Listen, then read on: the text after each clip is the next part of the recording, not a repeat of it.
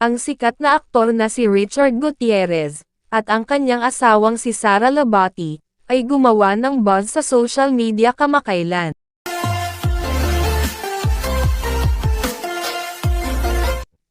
Nag-isip ang mga netizens tungkol sa breakup, matapos mapansin na ilang buwan nang hindi nakikitang magkasama, sina Sara at Richard sa publiko.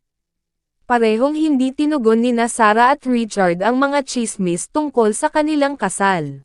Sa kalaunan, nagsimulang mag-isip ang mga netizen, na may relasyon si Richard sa aktres na si Hazel Kinuchi, matapos silang makitang magkasama kasama ang mga anak ni Richard.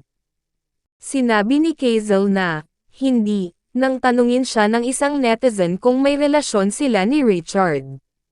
Nang tumanggi ang isa pang netizen na maniwala sa kanyang sagot, buong tapang na sinabi ni Hazel sa kanyang nag-aakusa na, "Get a life."